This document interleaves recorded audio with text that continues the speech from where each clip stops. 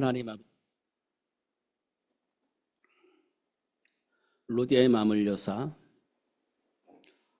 바울을 통해서 하나님이 원하시는 것을 전달할 때 말씀을 듣게 하시고 깨닫게 하시고 하나님이 원하시는 그 일을 위해서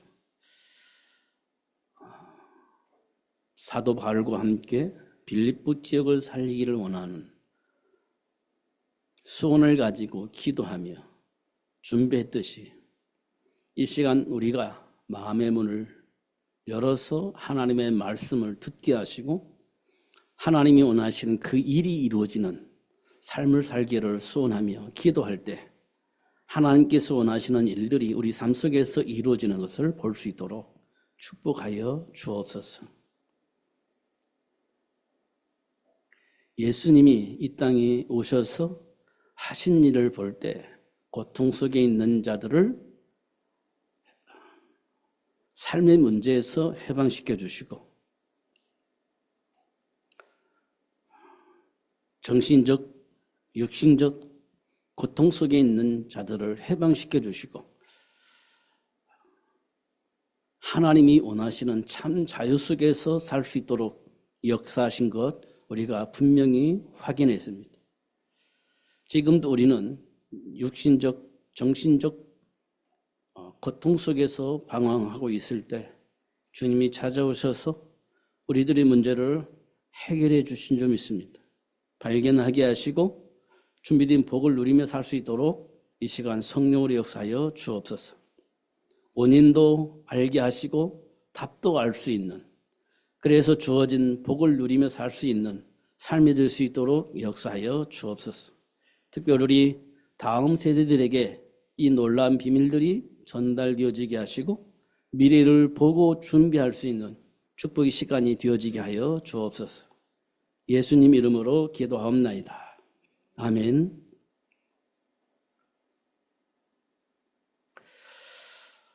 예수님이 오셨을 때의 삶의 현장은 참으로 혼란했습니다. 왜냐하면 그리스도 되신 예수님의 복음이 증거될 때마다 바리새인들이 가지고 있는 율법주의로 인하여서 계속 충돌이 일어났기 때문에 그렇습니다. 바리새인들이 계속해서 율법을 가지고 예수님께 오셔서 따졌습니다. 그게 맞냐? 그게 진짜 맞냐? 진짜 그게 하나님이 원하시는 거냐? 이렇게 계속 물어봤습니다. 근데 현장에서는요, 계속 정신적, 육신적 고통을 당하는데 그걸 해결해 주지 못해요. 율법으로는 분명히 얘기를 하는데 해결이 안 됩니다. 그래서 귀신 들린 자도 있고 질병 속에 고통당하는 자도 있고 그걸 해결하려고 발버둥 치는 사람도 있었는데 답이 없었습니다. 왜 그랬을까? 지금 우리 삶의 현장에 사람들이 가지고 있는 감정과 비슷해요. 고통 속에 어떻게 하면 그거 해결할 것인가라고 많이 방황하면서 답을 찾아서 다니고 있습니다. 예수님 당시에도 그랬어요. 그런데요, 예수님이 오셔서 그들을 만났을 때 그들이 답을 얻게 되어지고요, 문제가 해결되어지는 것을 보게 되어집니다. 육신적인 문제도 해결뿐 아니라 정신적인 문제도 영적인 문제도 해결되어지도록 역사하시는 것을 우리가 보게 되어집니다. 이때 우리는요, 해결되어진 것으로 만족을 하거든요. 예수님 만나서 해결됐다 이렇게 만족을 하거든요. 그런데 하나님은요, 해결되어진 것으로 좋다 이렇게 말씀하시지 않아요. 원인도 알고 답도 있어요. 더 중요한 것은 하나님이 원하시는 것, 그 일을 하기를 원하시는 것을 우리가 확인할 수가 있습니다. 우리는요, 어떻게 해야 되냐면 하나님이 원하시는 것 찾고 그 안에 준비된 것 준비하면서 누리는 겁니다. 이게 하나님의 소원이고 하나님의 계획입니다. 그런데 우리는요, 그렇게 살지 못해요. 성경에 보니까 부자와 거지 나사로의 비유를 볼 때 우리 생각은 나도 모르는 무의식 속에 있는 것은 부자처럼 날마다 잔치하며 살고 싶은 욕망이 있어요. 나도 모르는 무의식 속에 자리 잡고 있습니다.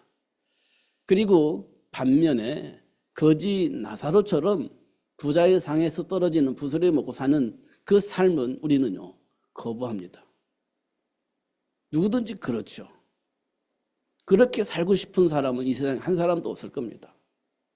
그 모습만 보면 딱 그렇게 돼요. 그런데 부자의 내면과 거지의 내면을 보면 또 생각이 달라져요. 부자는 하나님의 말씀을 거부하고요. 거지는요 하나님과 함께하는 삶을 살 수 있는 배경을 가지고 있습니다. 그럼 또 생각이 달라지는 겁니다. 그런데 우리는요 생각이 안 달라져요. 우리 생각이 바뀌어지지 않습니다. 그래도 나는 부자처럼 살고 싶은 욕망이 있는 거예요. 이 생각이 안 바뀌어집니다. 그리고 또 예수님께서 우리에게 비유로 하신 말씀이 있어요. 그게 탕자의 비유입니다. 탕자는 아버지의 유산을 가지고 타국으로 갑니다. 그래서 자기가 원하는 삶을 계속 살았습니다. 미래를 보고 준비하는 것처럼 보여지기도 합니다. 그런데 아버지를 떠나는 순간 돈을 가지고 자기가 원하는 대로 마음껏 살 수 있었지만 기근을 만나게 되어지고 결국 가지고 있는 모든 돈을 탕진을 하게 되어집니다. 그리고 먹을 것이 없는 그런 상황이 되어졌어요. 돈이 있을 때 주변에 많은 친구들이 있었는데 친구들이 하나씩 둘씩 떠납니다. 그리고 결국은 성경에 기록된 대로 돼지가 먹는 음식인 쥐염 열매를 먹으려고 하는데 그것마저도 없어요. 그래서 이제 여기에서 죽는구나 이런 생각을 했습니다. 그런데 갑자기 어떤 생각이 드냐면 아버지 집에는 먹을 것이 많이 있는데 아버지 집에는 종들도 마음껏 먹고 사는데 나는 여기서 죽는구나 이런 생각을 했습니다. 그런 생각을 가지고 있었지만 돌이키지 않았더라면 진짜 죽었죠. 근데 그 탕자가요 생각을 돌이켰습니다. 아버지 집으로 돌아가야 되겠다 이렇게 생각을 했습니다. 아버지 자식이라고 말할 수는 없지 양심상.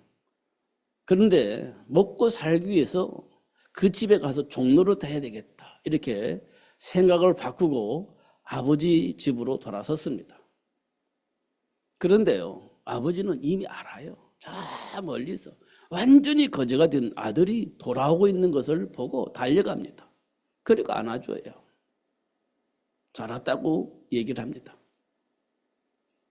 그리고 씻기고 옷을 갈아입히고 신발을 신기고 가락지를 끼고 잔치를 하게 되어집니다. 그런데요 그 탕자 형의 생각은 달라요. 아버지 유산을 가지고 허랑방탕하게 살다가 이렇게 망해서 돌아온 그 아들을 놓고 잔치하는 모습을 보면서 원망이 생겼습니다. 불평이 생겼습니다. 나한테는 한 번도 그런 일을 하지 않았는데 어떻게 저 불효막심한 아들이 돌아오니까 저런 일을 할까 이런 생각을 한 겁니다. 우리 생각이 좀 비슷하지 않나요? 우리 감정이 비슷할 겁니다. 근데 아버지는 왜 그렇게 잔치를 했을까요? 나가서 죽었다고 생각한 그 아들이 돌아왔잖아요. 망했지만 다시 아버지 품으로 돌아왔잖아요. 얼마나 좋았겠습니까? 얼마나 좋았겠어요. 잔치할 수밖에 없죠. 그게 아버지의 감정입니다. 근데 큰아들은요 반대예요. 나쁜 놈. 그런데 아버지는 왜 저렇게 할까? 이렇게 해석을 한 겁니다. 우리가 삶 현장에서 그런 환경을 만나면 우리도 그렇게 해석을 해요. 그래서 우리는요, 악한 사람입니다. 본질상 진노의 자녀의 감정을 그대로 가지고 있는 그런 사람들입니다. 그런데 하나님께서 우리를 불러서 하나님 자녀 삼아주셨고 성령의 역사를 통해서 깨닫게 되어지니까 준비된 복을 발견하고 그 복을 누릴 수 있는 삶을 살게 되어진 겁니다. 그런데 또 내 안에 있는 본질이 나올 때도 있고 그렇습니다.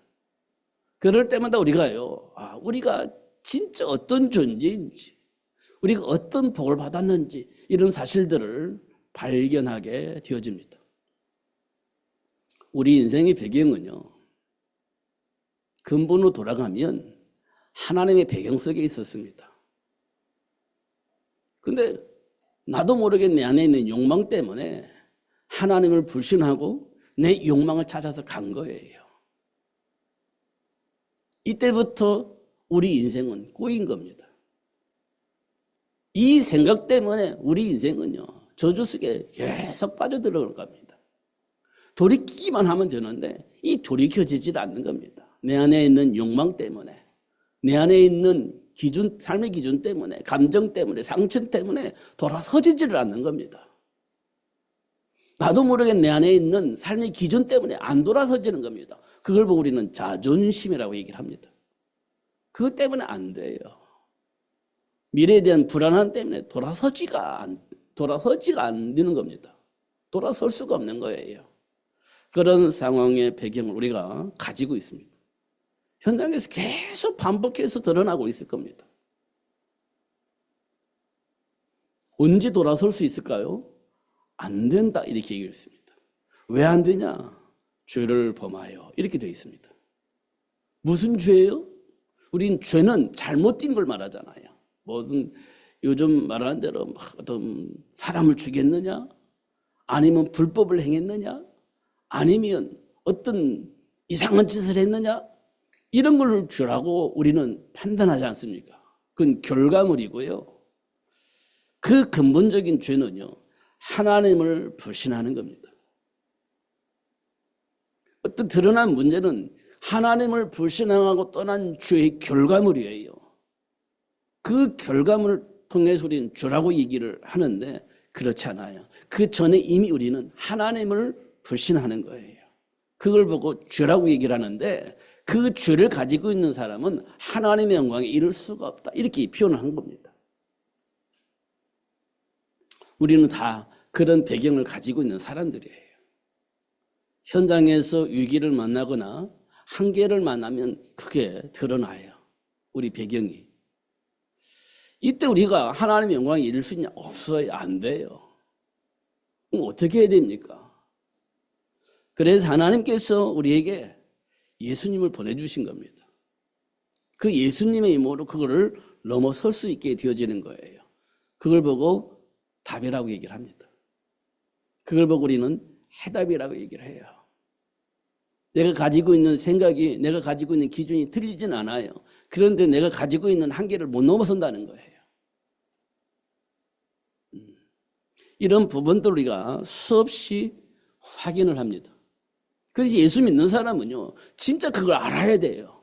우리 수준 가지고는 한계를 못 넘어서요. 그래서 예수님이 필요한 거예요. 우리나라가 왜 이렇게 혼란해졌습니까? 각자 자기 나름의 이론을 가지고 살고 있습니다. 그런데 이 충돌이 생겨요. 그래서 복잡해지는 거예요. 이 한계를 극복할 수 있어야 하는데 극복이 안 돼요. 이걸 놓는 순간 내가 없어져 버려요. 그럼 우리는 끝까지 붙잡고 있어야 돼요. 그럼 계속 충돌이 일어납니다. 그 현장은 계속 혼란 속에 빠지는 거예요. 그럼 이게 놓아야 되지 않습니까? 서로 타협을 해야 되지 않습니까? 그렇게 되는 순간 나는 없어져 버리는 겁니다. 그냥 놓을 수도 없고 타협도 안 되는 거예요. 그럼 세상은요, 굉장히 복잡해지는 겁니다. 지금 이런 환경을 우리가 만났습니다. 왜 그럴까? 이걸 해결할 수 있는 답을 가지고 있는 사람이 있어야 되는데 없어요. 여러분 보여지십니까? 안 보여지십니까? 한쪽에서는 막 이렇게 얘기하고 한쪽에서는 막 이렇게 얘기를 합니다. 근데 둘이가 계속 충돌이 일어나요. 근데 서로 대화를 하면서 타협이 되어야 되는데 그게 안 돼요. 이걸 놓는 순간 없어져 버리니까 놓을 수가 없어요. 그래서 계속 복잡해지는 겁니다. 근데 우리나라만 그러면 괜찮은데 전 세계가 지금 그런 상황에 빠져 있다. 저는 그렇게 보여집니다. 그러면 하나님께서 뭘 원하실까? 이렇게 질문해야 돼요, 우리는. 이런 상황 속에서 하나님이 우리에게 원하시는 건 뭘까? 예수 믿는 우리에게 원하시는 게 뭘까? 이렇게 질문을 해야 돼요. 이게 예수 믿는 사람입니다. 그렇지 않고 내 생각을 가지고 계속 답을 쓰려고 하면 계속 충돌이 생겨요. 그럼 답이 나오냐? 안 나와요. 해결되냐? 해결이 안 돼요. 이게 세계의 역사입니다. 그리고 성경에 기록되어 있는 역사예요.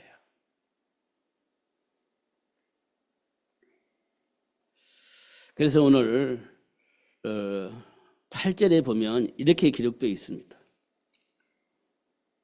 형제들아 무엇이든지 참되며 무엇이든지 경건하며 무엇이든지 옳으며 무엇이든지 정결하며 무엇이든지 사랑받을 만하며 무엇이든지 칭찬을 받을 만하며 무슨 덕이 있든지 무슨 기름이 있든지 이것들을 생각하라 이렇게 되어 있습니다. 이것들을 생각해라 이렇게 되어 있습니다. 배후가 뭐냐는 것이 배후가 그들이 배경이 뭐냐 이거 우리가 봐야 되는 겁니다.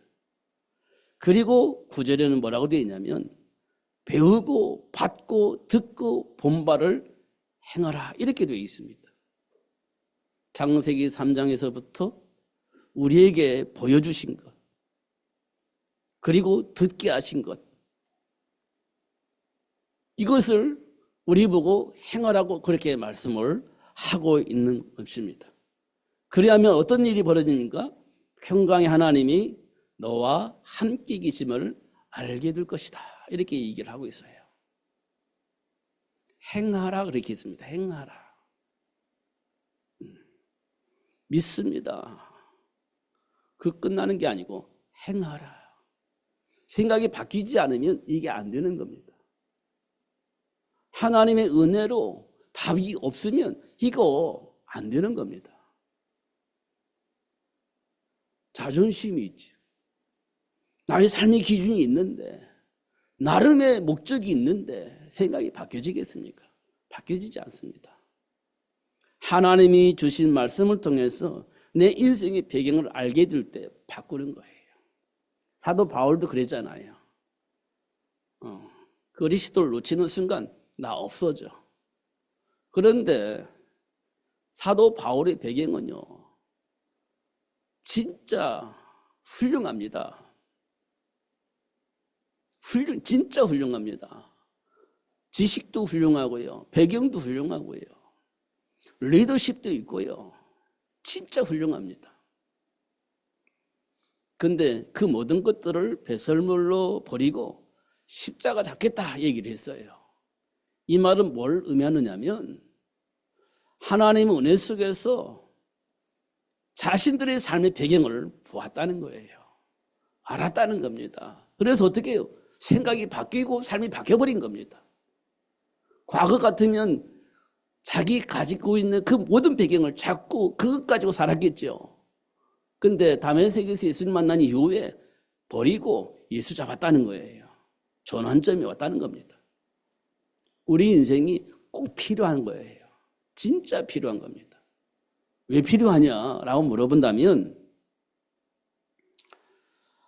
하나님이 우리를 어떻게 창조하셨냐 이게 이제 굉장히 중요해요. 하나님이 우리 인간을 하나님의 형상을 창조하셨잖아요. 왜 창조하셨냐? 하나님이 원하는 그 일을 할 수 있는 존재로 하나님의 인간을 하나님의 형상을 창조하셨다 이렇게 말씀을 하고 있습니다. 우리 존재는요. 하나님이 원하는 그 일 때문에 존재하는 거예요. 이 말 들으면 여러분 쉽지 않죠? 어렵죠? 근데 성경은 그렇게 분명히 말하고 있어요. 하나님이 원하는 그 일을 위해서 우리가 우리 형상대로 사람을 만들자 이렇게 되어 있어요. 이 문제가 해결되어져야 여러분의 삶의 문제가 보여져요. 현장의 문제가 보여지고 사람의 배경이 보여져요. 그리고 난 이후에 하나님 나를 왜 창조하셨냐? 하나님 나를 왜 부르셨느냐? 이렇게 볼 때 그 속에서 답이 나오는 겁니다. 삶의 가치가 나오는 거예요. 그러면서 하나님께 감사하며 살 수 있어요. 이게 안 되어지면 우리는 아무것도 안 되어집니다. 자존심만 있고 내 기준만 있고 다른 건 아무것도 없어요. 그러면 우리는 어떻게 되겠습니까? 내 마음대로 내 의지대로 살 수는 있겠지만 결국 충돌을 통해서 실패라는 삶의 결과를 만나게 될 겁니다. 우리 인생이 그렇습니다. 본질상 진노의 자녀, 하나님의 영광에 이를 수 없는 그런 삶을 살 수밖에 없는 그런 삶의 배경이 우리 안에 있습니다. 그래서 나도 모르게 부자처럼 살고 싶은 욕망이 막 가득 차 있는 거예요. 거지처럼 사는 건 난 싫어. 이게 우리 안에 깊이 뿌리 내려져 있습니다. 그 가운데 탕자의 모습도 보고 그 탕자의 모습을 보면서 오해를 하고 있는 그 형을 우리가 볼 수가 있는데 그 모든 배경이 우리 안에 있음을 알 수 있습니다. 그래서 우리는요, 실패한 사람으로 살게 되어지는 겁니다. 그런데 중요한 건 이때부터예요. 우리 실패한 것처럼 보이잖아요. 진짜 실패자가 되어진 것처럼 보이지 않습니까? 아니, 실패자로 살고 있는 겁니다, 사실은. 그런데 하나님께서 우리를 불러서 실패의 원인과 배경을 알게 하시고 진짜 실패자가 아니라 승인이 될 수 있도록 역사하시는 하나님의 역사를 보는 거예요. 왜 실패할 수밖에 없는지 그 이유를 알고 오히려 성공의 길을 가면서 사람들에게 실패할 수밖에 없는 배경을 알려주고 돌아서서 하나님이 준비한 그 복을 누릴 수 있는 자로 살 수 있도록 도울 수 있는 자로 하나님 우리를 세우셨다. 이렇게 말씀을 하고 있는 겁니다. 진짜 감사하지 않습니까? 고통을 당할 때 이 고통의 문제가 어디서부터 왔느냐? 사실은 가까이 보면 내 생각이, 내 삶의 감정이 지금 나를 고통 속에 빠뜨리는 거거든요. 누구에 의해서 그런 게 아니라 내 생각과 내 감정이 그 고통을 선택을 했기 때문에 그 고통이 내게 오는 거거든요. 그럼 뭐냐면 이 고통을 벗어나고 싶은데 사실은 그 고통을 내가 선택을 해요. 그 고통 속에 빠지는 겁니다. 나는 해결하려고 하는데 계속 나는 뭘 선택하냐? 고통을 선택을 하는 거예요. 계속 고통에서 벗어나지 못하는 겁니다. 그게 뭐냐? 내 생각이에요. 내 감정입니다. 벗어나고 싶어서 선택하는데 그 선택이 잘못됐다는 거예요. 그런 우리에게 찾아오셔서 답을 주는 겁니다. 그거 그렇게 하면 안 돼. 그러면서 벗어날 수 있는 답을 하나님 우리에게 주시는 거예요. 그걸 믿을 때 고통에서 비로소 빠져나올 수 있는 겁니다. 그걸 보고 우리는 해방이라고 얘기를 합니다. 죄와 사망의 법에서 너희를 해방하였느니라. 예수님께서 주신 말씀이에요. 죽음이 되어서 일생 마귀에게 종노릇 해야 할 너희를 내가 해방하였다. 이렇게 얘기를 했습니다. 죽음의 문제를 해결하려고 우리는 어떻게 했느냐? 계속 고통 속으로 빠져들어가는 겁니다. 운명과 팔자라고 말하는 그 삶 속에서 벗어나지 못하는 겁니다. 계속 벗어나고 싶어서 하는 그 모든 행위가 오히려 그 속으로 들어가는 겁니다. 오히려 더 묶여버리는 상황을 만들어내는 겁니다. 우리는 해결하고 싶은데 하면 할수록 우리는 더 깊은 곳에 빠지게 되어지는 겁니다. 문제는요, 죽음에 대한 두려움 때문에 해요. 그 문제를 예수님께서 해결을 하셨다. 해방하여 주셨다. 이렇게 말씀을 하고 있습니다. 그러니까 오늘 제목이 굉장히 중요해요. 너희가 구할 것은 감사함으로 하나님께 아뢰라는 겁니다. 감사함으로. 네가 구원받았잖아요. 해방받았잖아요. 근데 잘 모르겠어요. 어떻게 해야 될지 모르겠어요. 어떤 선택이 올바른 선택인지 모르겠어요. 그럴 때 하나님께 기도해라는 거예요. 그러면 하나님께서 어떻게 하시겠다는 거예요? 알려주겠다는 거예요. 답을 주겠다는 겁니다. 해결할 수 있는 답을 주겠다는 거예요. 준비된 복을 누릴 수 있도록 하나님께서 역사하시겠다는 겁니다. 구원받은 우리가 하나님께 감사함으로 하나님께 기도하면 하나님께서 역사하시겠다는 거예요. 이게 오늘 제목입니다. 그러면 우리 삶의 현장에서 일어나는 일들이 있죠. 어떤 사람은 문제 속에 빠지기도 하고 어떤 사람들은 복을 받기도 하고 이런 일들이 일어나는데 그들의 삶의 배경을 우리는 알아야 되겠지 않습니까? 왜 문제 만나느냐? 왜 조조 같은 재앙을 만나느냐? 누구는 뭐 복을 받는데 어떻게 그 사람은 복을 받았느냐? 그 이유와 배경을 우리는 알아야 되지 않습니까? 그래서 그 사실들을 알려주고 계신다는 거예요. 그 사실들을, 원인들을, 배경들을 알게 해주신 겁니다. 창세기 3장 17절에서 19절에 보니까 땅이 저주를 받았어요. 땅이 저주를 받았어요. 그래서 우리는 어떻게 살아야 돼요? 죽으라고 땀을 흘려야 비로소 먹을 것을 먹게 되어지는 그런 상황이 벌어졌습니다. 죽으라고 일을 해야 돼요. 땀을 흘려서 죽으라고 일을 해야 돼요. 그래야 먹을 것을 얻을 수 있게 되어진 겁니다. 이건요, 이미 땅이 저주를 받았어요. 왜 땅이 저주를 받았을까요? 하나님의 백성이 하나님의 말씀을 불신앙했기 때문에 땅이 저주를 받았다. 이렇게 성경은 말씀하고 있습니다. 하나님을 불신앙하는 죄를 범하였기 때문에 땅이 저주를 받았고 우리는 죽으라고 일을 해야 먹을 것을 비로소 얻을 수 있게 되어졌다. 이렇게 얘기를 하고 있는 거예요.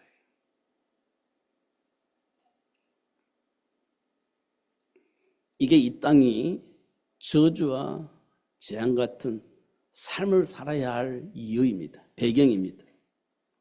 그리고 창세기 6장에 보니까 왜곡된 삶의 문화가 이 땅에 뿌리 내려져 있어요. 왜곡된 삶의 문화는 뭐냐? 오직 성공을 위해서, 자녀 교육을 위해서 올인을 합니다. 나머지는 아무것도 없어요. 내가 성공한다면, 우리 자녀들이 미래가 준비될 수 있도록 준비된다면 우리는 오직 거기에 올인하는 겁니다. 하나님 말씀 상관없어요. 하나님과 전혀 상관없어요. 내가 잘 된다면, 우리 자녀들이 잘 되기만 한다면 그것이 끝이지 이렇게 생각되어지는 겁니다. 이게 네피림 문화라는 겁니다. 그래서 어떻게 됐어요? 홍수만 나버렸어요. 성경 얘기를 우리는요 그냥 들으면 안 돼요. 왜 그럴 수밖에 없는 감정이, 그럴 수밖에 없는 삶의 기준이 내 안에 뿌리 내려져 있는지, 그 영향이 어디서부터 왔는지 우리는 분명히 확인해야 돼요. 그리고 나서 뭐 합니까? 우상숭배하지 않습니까? 우상숭배하면 어떻게 되죠? 후손 3세대가 망해버리잖아요. 이런 사실도 우리가 꼭 기억을 해야 됩니다. 누구는 복을 받고 누구는 저주를 받는데 왜 그럴까? 원인이 뭘까? 이런 걸 우리가 분명히 확인을 해야 돼요.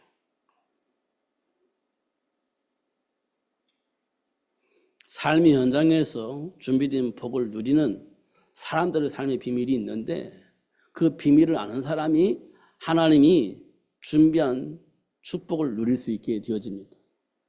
그 비밀이 뭐냐면 인간에는요 하나님이 항상 창조되었다는 거예요. 그거 아는 사람이 하나님 준비한 복을 누릴 수 있습니다. 그런데 저주와 재앙이 오잖아요. 그걸 넘어설 수 있는 비밀이 있어야 됩니다. 사단의 머리를 상하게 할 여자의 후손을 알게 될 때 그 환경을 넘어설 수 있습니다. 그 한계를 넘어설 수 있어요. 여자의 후손을 알게 될 때.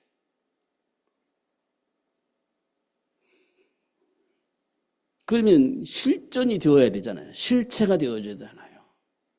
그러려면 희생제물 어린 양의 피를 하나님께 드릴 때 그때 저주와 재앙이 넘어가는 것을 확인할 수 있습니다. 그게요. 출애굽을 하기 전에 문설주에 피발을 놨을 때 죽음의 사자가 그 피를 보고 그 집을 넘어선 겁니다. 그걸 보고 우리는 유월절이라고 합니다. 그 피를 볼 때 죽음의 사자가 그 집으로 안 들어가요. 못 들어갑니다. 그 안에 있는 사람은 다 살아요.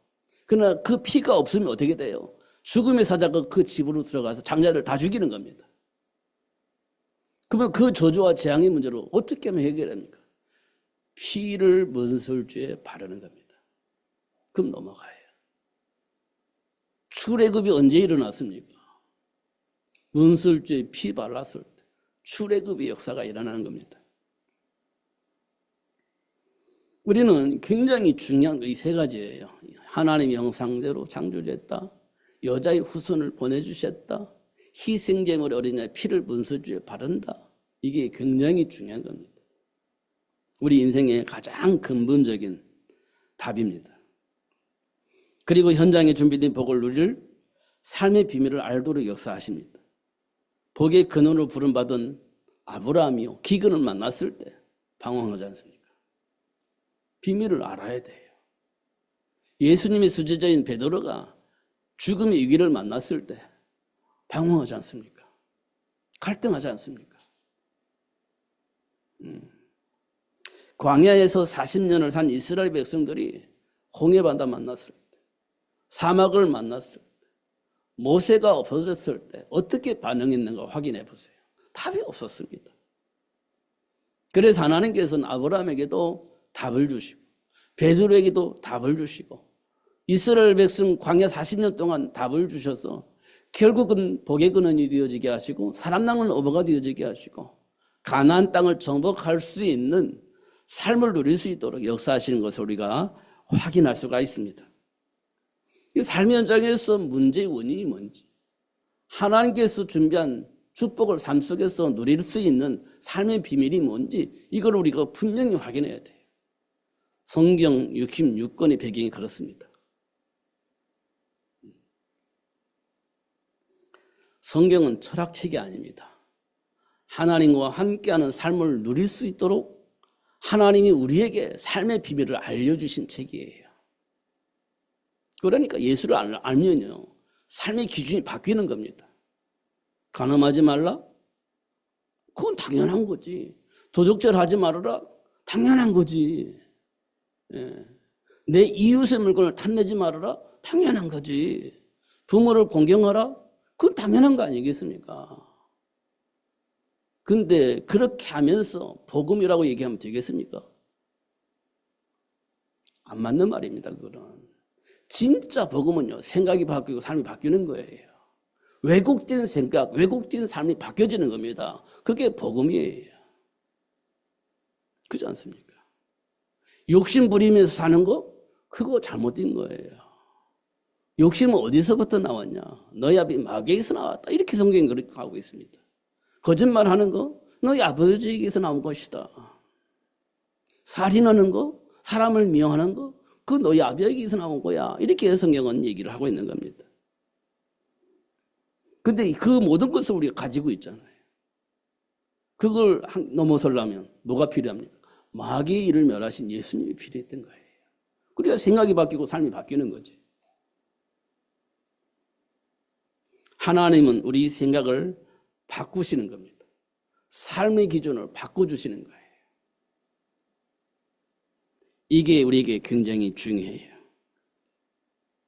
지난주에 우리가 들었던 내용인데 수고하고 무거운 짐을 지고 우리는 살고 있습니다. 벗어나지 못해요. 그런데 예수님께서 우리에게 말씀하셨어요. 내게로 오라. 내가 너희를 쉬게 하리라. 이렇게 말씀을 하셨어요. 노예가 된 그 현장에서 하나님이 어떻게 역사하셨는가 확인해 보세요. 이스라엘 백성이 노예가 됐어요. 그리고 요셉이 노예가 됐습니다. 근데 그때 그들은 어떻게 살았는가 확인해 보세요. 하나님께 부르짖었습니다. 노예에서 해방되어지고 소원하면서 부르짖었습니다. 근데 안 돼요. 이스라엘 백성들이 애굽에서 400년 동안 노예 생활하고 있을 때 계속 부르짖었지 않겠습니까? 400년 동안. 근데 응답을 하지 않아요. 근데 어느 날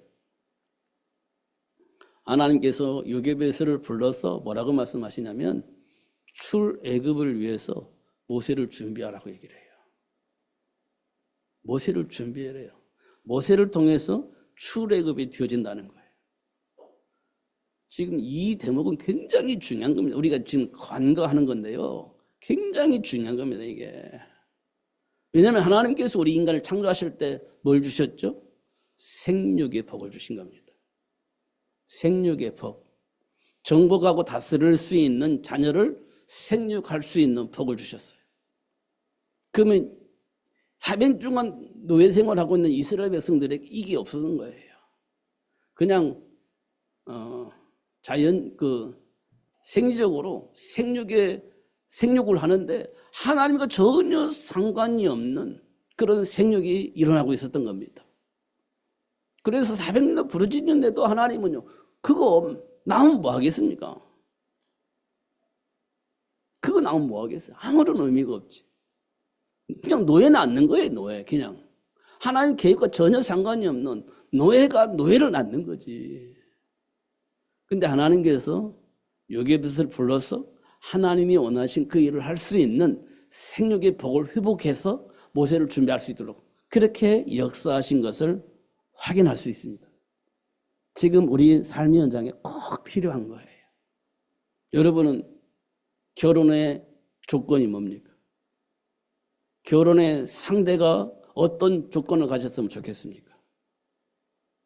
여기 분명히 다 기준이 있잖아요. 그게 하나님의 계획과 상관이 있습니까? 그거 중요하지 않잖아요. 우리가 얼마만큼 여유롭고 행복하게 살 것이냐, 이게 균형이 되어 있지. 하나님의 계획과는 상관이 없잖아요. 지금 이런 상황 속에 있기 때문에 이 세상이 복잡해진 겁니다. 혼란 속에 빠져 있는 겁니다. 수많은 문제들이, 수많은 범죄들이 일어나고 있는 겁니다. 그때 하나님께서 여기에서 불러서 모세를 준비하라. 이게 얼마만큼 중요한지 여러분 아셔야 됩니다. 이게 굉장히 중요한 전환점이에요.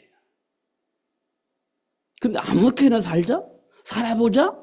말이 안 되는 거지. 요즘 미국에서는 살아보고 결혼하자. 이렇게 많이 이제 뉴스가 오는데, 마음에 맞으면 살고, 그렇지 않으면 살아봐야 알지. 이렇게 얘기하는 사람들도 많이 있는데, 그게 이제 우리나라도 영향받아서 우리나라에도 지금 문화로 자리 잡고 있는 것 같은데, 진짜 위험한 겁니다. 하나님과 전혀 상관이 없는 그런 삶을 살면 안 돼요.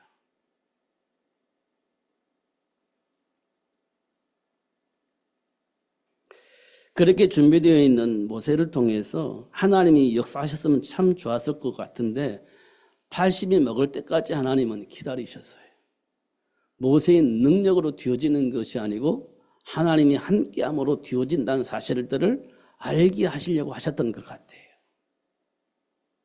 모세의 배경을 가지고, 왕궁의 배경을 가지고 하나님 원하시는 그 일을 할 수 있을 것처럼 보여지게 하시지 않고 하나님이 하시는 것을 보게 하시려고 80년 동안 기다리신 것 같아요. 그리고 나서 모세를 불러서 야 이제 애굽으로 가라. 못 가요. 안 가요. 못 해요. 이렇게 되어질 만큼 상황을 만들어 놓으시고 모세를 불러서 가라고 하신 겁니다. 모세의 배경 아무것도 없어요. 할 수 있는 게 아무것도 없어요. 그냥 하나님과 함께하는 것 이외에는 없어요.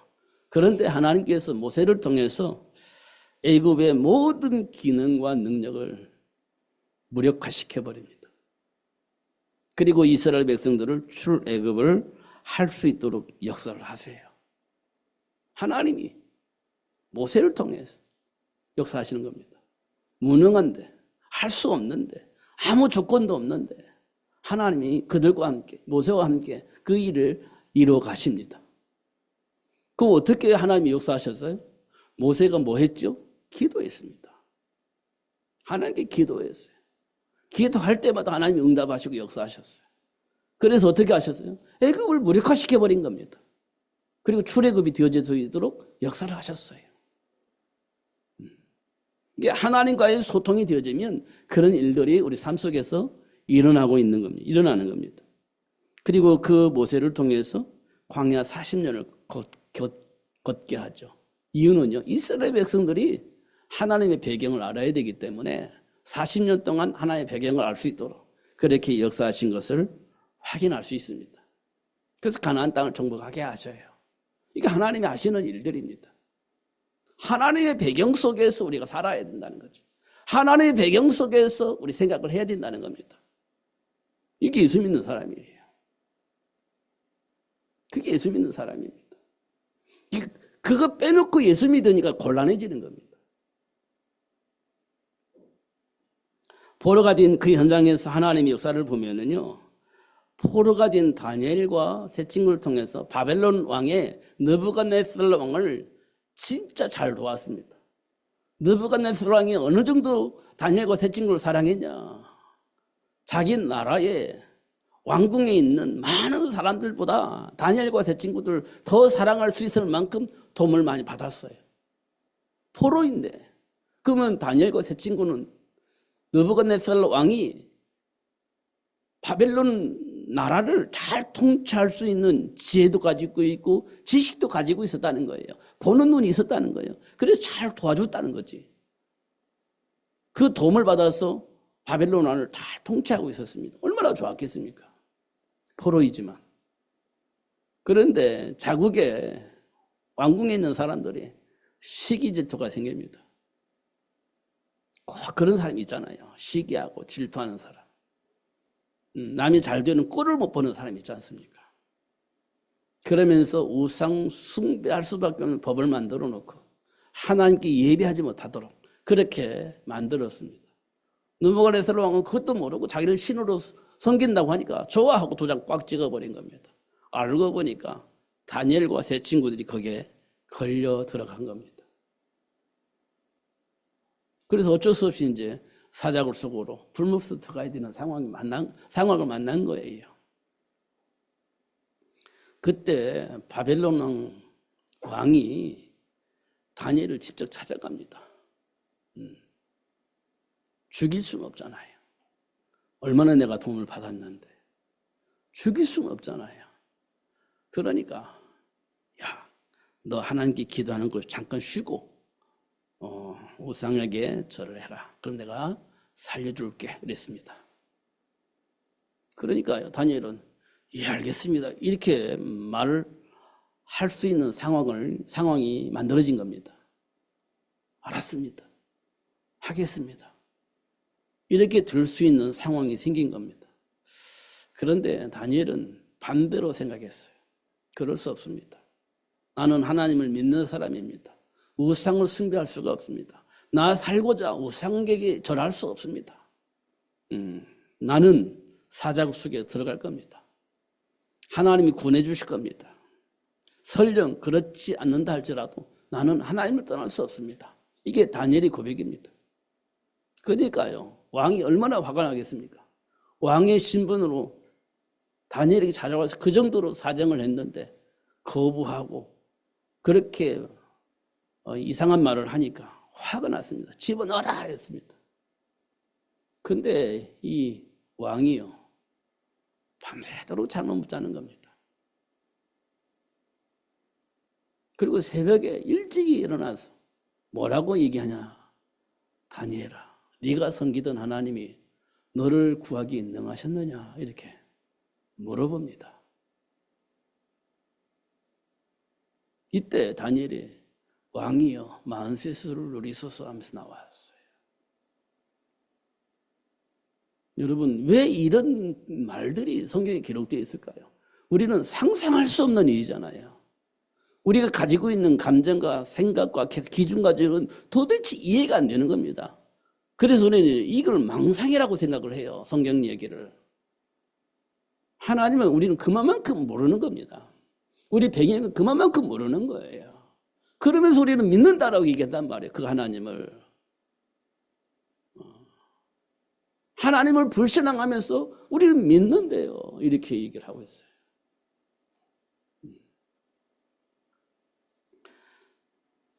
그러니까 어떤 일이 벌어집니까? 그 왕이요, 빨리 데리고 나와가지고 그 법을 만든 사람 딱 죽여버리지 않습니까?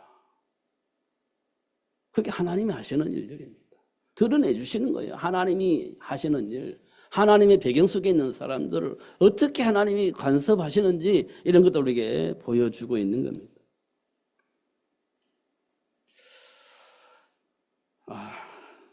시간이 너무 많이 갔는데요. 형통의 복을 누린 요셉의 배경은 기도예요. 골리앗을 상대로 한 그리고 승리한 다윗의 배경도 하나님 앞에 기도한 사람입니다. 로마를 복음으로 바꾼 로마의 사도 바울의 배경도 기도하는 거였습니다. 하나님을 인정하고 하나님 앞에 기도하는 사람들이었습니다. 그 사람들을 통해서 세상이 바뀌었어요. 그 사람들을 통해서. 우리는요, 하나님을 알고 하나님께 기도한다면 우리를 통해 세상이 바뀔 겁니다. 하나님이 하시고자 하는 내용이에요. 그리고 난 다음에 우리는 뭐 하겠습니까?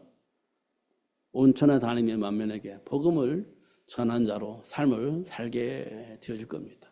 그런 제자 만들어 내게 될 것입니다. 예수님께서 우리에게 말씀하신 건데 그럴 수밖에 없는 결과가 우리 삶 속에 결과로 나타나게 될 겁니다. 이때 마귀가 어떻게 하겠습니까? 할 수가 없어요. 아무것도 할 수가 없어요.